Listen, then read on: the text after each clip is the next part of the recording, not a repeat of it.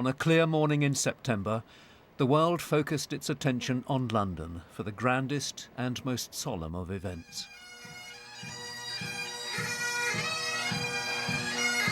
For a revered monarch who'd reigned for longer than any other, all the honours of a state funeral. Within Westminster Abbey, where great moments of history have been staged for more than 1,000 years, the leaders of many nations came together to pay their tributes. Macron from France, Biden from the United States, Trudeau from Canada, and scores of others. They joined political leaders from the nations of the United Kingdom, all the living British prime ministers, faith leaders, charity workers, and citizens, at a moment in the nation's affairs when rank took second place to the desire to pay respect. To the tolling of a single bell, the bearer party from the Grenadier Guards brought the Queen's coffin from Westminster Hall to place it on the gun carriage. Funeral procession! At 10:45, the order was given for the cortege to step off.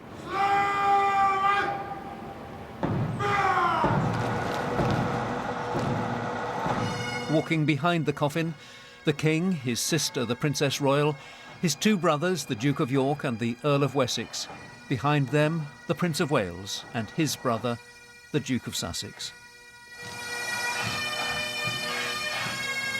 From the Palace of Westminster, around Parliament Square and into Broad Sanctuary, the gun carriage was drawn by 142 members of the Royal Navy to the great west door of the Abbey Church, where as a young princess she had been married and later crowned as sovereign.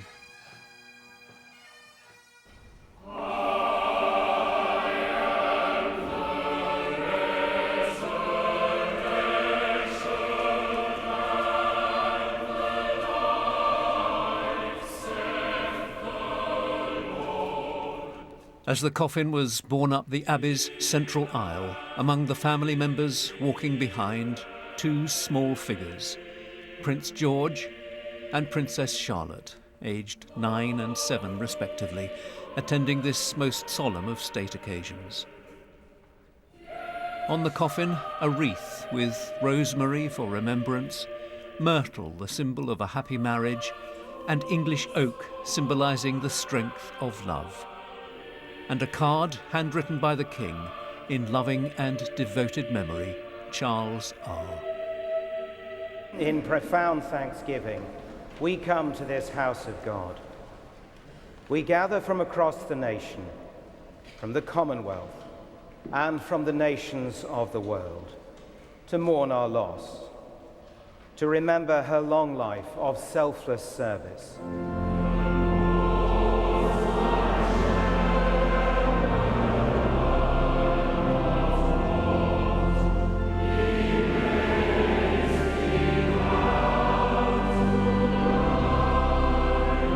The music and readings had been approved by the Queen herself.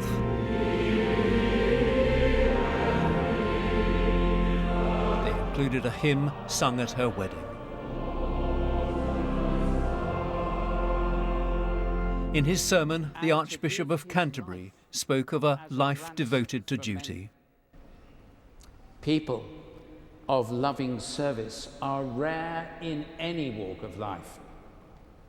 Leaders of loving service are still rarer.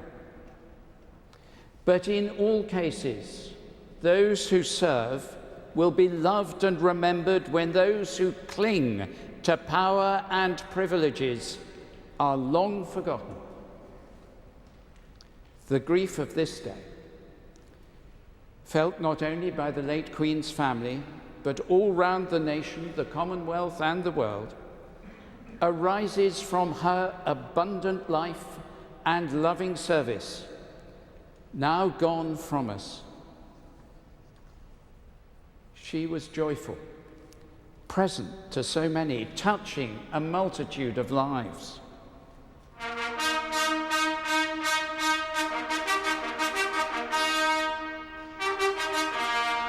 After prayers, the sounding of the last post and a 2-minute silence.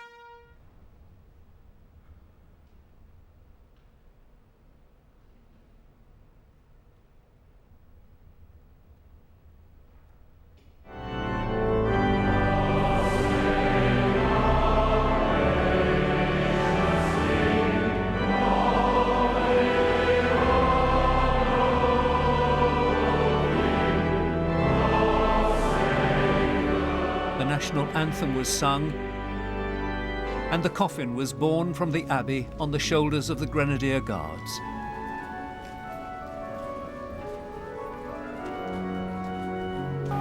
Funeral! Procession!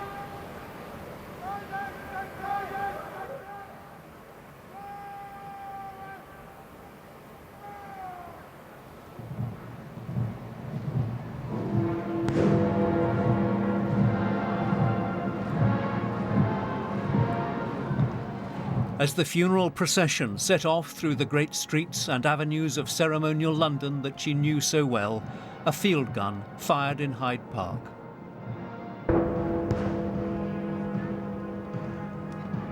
The way was led by the Royal Canadian Mounted Police, Canada, the Commonwealth country she visited more than any other.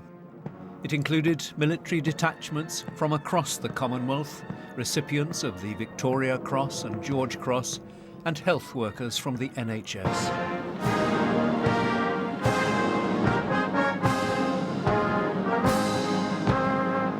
The gun carriage was drawn up Whitehall and past the cenotaph, where the standards of the Royal British Legion were lowered in respect.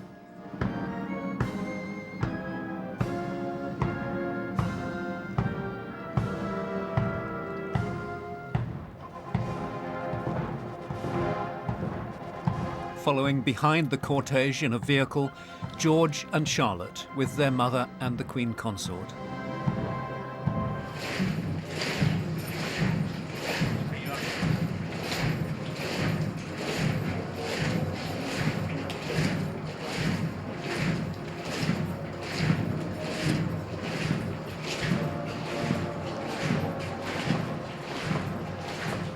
The procession stretched the length of the Mall and beyond. It brought the gun carriage to Buckingham Palace, past the balcony where she'd first appeared in 1927 at the age of 1, and where she'd been seen most recently during her Platinum Jubilee.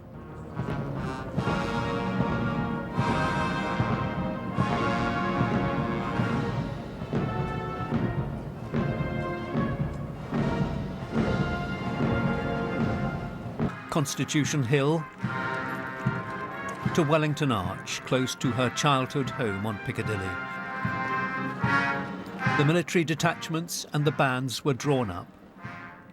The royal family watched as the bearer party placed the coffin in the state hearse for the final departure from the capital.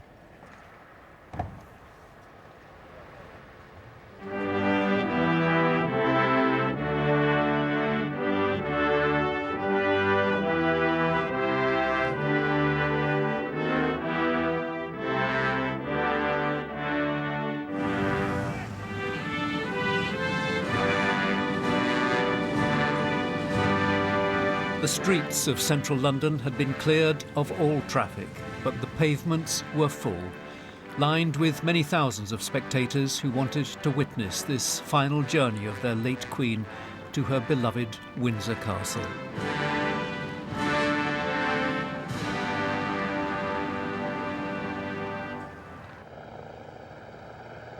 The grey of the city gave way to the green fields of Berkshire.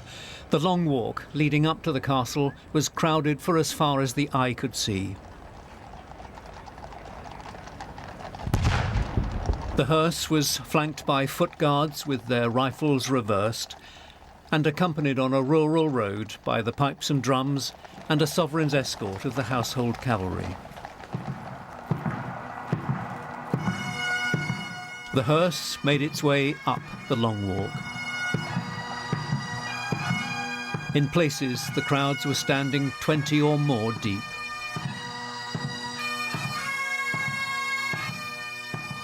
It was at Windsor that the Queen could indulge her passion for horses. As the coffin went by, it was watched by Emma, one of the ponies she'd ridden in recent years.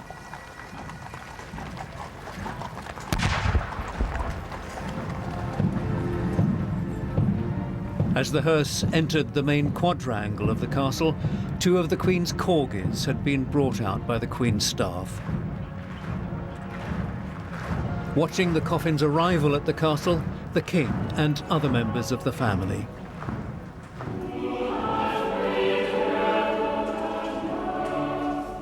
In St George's Chapel, a congregation of people who'd known or worked for the Queen had gathered for the committal service.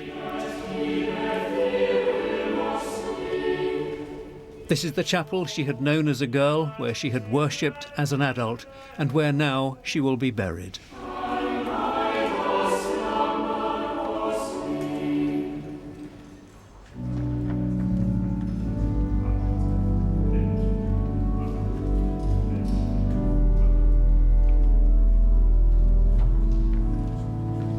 The Queen's coffin was placed on the catafalque.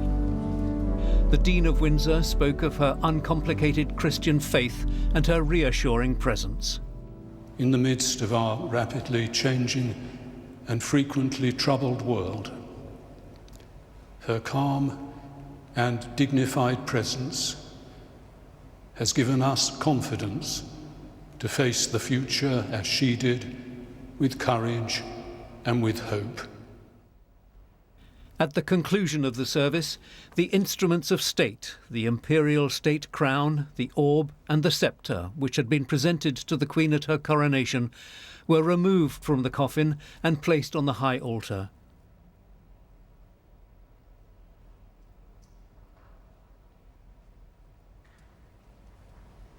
With the King watching, the Lord Chamberlain, the most senior official in the royal household, broke his wand, a white staff which is the symbol of his authority, and placed it on the coffin. The public lamentation for the life and reign of Elizabeth II was coming to a close. It was time for the world to draw back, to leave her finally to her family for her burial this evening in a small side chapel alongside her late husband. Nicholas Witchell, BBC News.